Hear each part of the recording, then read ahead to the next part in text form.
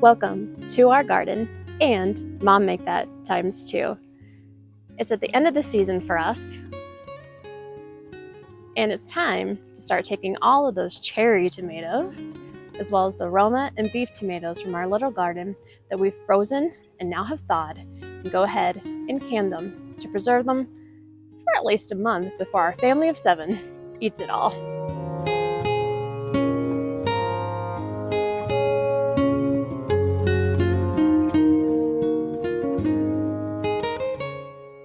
Here I am peeling a cherry tomato.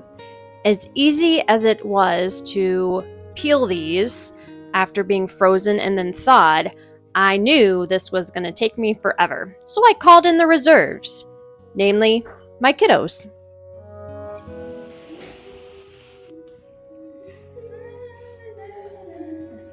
Perfect.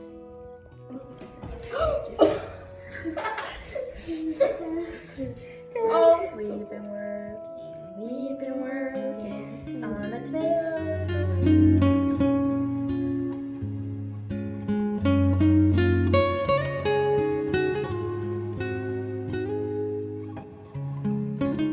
Once all the cherry tomatoes were peeled, I went ahead and heated them up until they were thoroughly hot. The recipe for these also calls for just a ½ inch of headspace.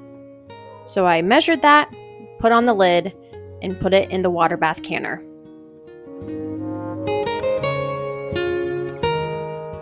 Once the pint jars of cherry tomatoes were processed, it was time to move on to the rest of the tomatoes, namely the beef and the Roma tomatoes, which we did together in order to make a tomato sauce and hopefully 2 half-pint jars of tomato paste.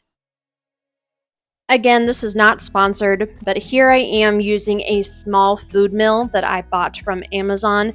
I'm putting in the fine mesh plate in order to make a very good fine puree that will aid in making a paste.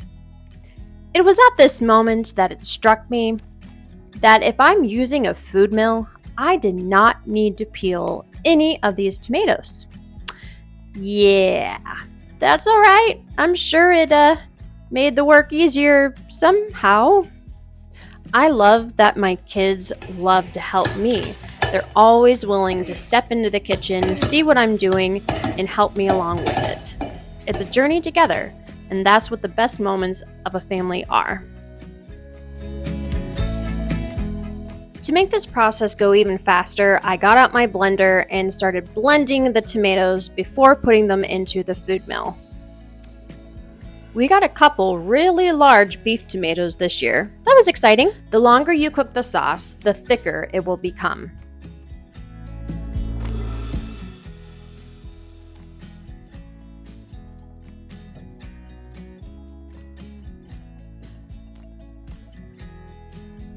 Once the tomato sauce has gotten to the consistency that you would like to can it with, then go ahead and take your hot jar, your funnel,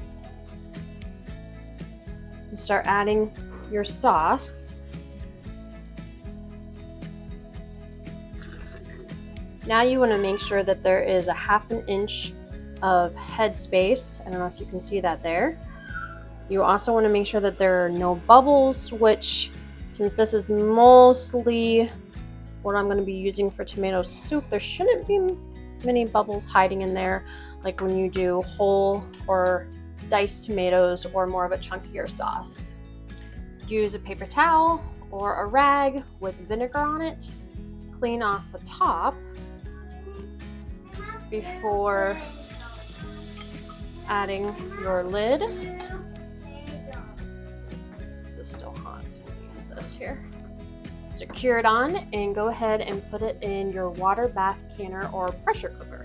Once your quarts or pints or whatever jars you prefer are all filled, then go ahead and set the timer for the recommended time to process. Usually for tomatoes, it's anywhere around 30 to even 85 minutes, depending on what type of thing that you are canning with your tomatoes. This is not a sponsored video for these books, but I got them both from Amazon. This is a 2020 printing The Complete Guide to Home Canning. I really like this book, the all new Ball Book of Canning and Preserving. It includes pictures, which I like pictures in mine, and I have found it to be very, very helpful. Just trying to find the one page where it shows all the equipment. It's in there. Anyway, so I would definitely recommend both of these books. They're not that expensive. Again, I just got them from Amazon. I found the 2 pages that I wanted to show you. Shows all the equipment that you would need to can, as well as the whole process itself of using a water bath canner. Now, tomatoes are on that questionable line of whether they are acidic enough to can with a water bath canner safely. The more ripe they are, then actually the less acidic they are compared to just your green tomatoes. So they recommend, the all-knowing they, recommend using lemon juice or vinegar. Vinegar, it can alter the taste. It's not the best idea in my opinion. So lemon juice is great. Nutritional wise, of course, using fresh lemon juice, fresh lemons is awesome, is great. Lemons also can vary in their acidity as well though. So they recommend using store-bought, bottled, real lemon, because you know for sure that it's going to be acidic enough to kill off any of the bad stuff. I also add some salt usually to my tomato sauce or whatever I'm canning. They recommend using a pickling or a canning salt, so there's no caking product or caking in it. But I use sea salt a lot of times just for the preferred taste in everything. That's just what I do. But at least it gives it a little bit something. I also add a little bit of sugar to kind of offset that sour taste when you can tomatoes. So that's it, friends. Whole canned cherry tomatoes and our beautiful tomato sauce. Hope you enjoyed this video. Please make sure to give it a thumbs up. And hey, if you like our family and our channel, make sure you subscribe. Catch you in the next video.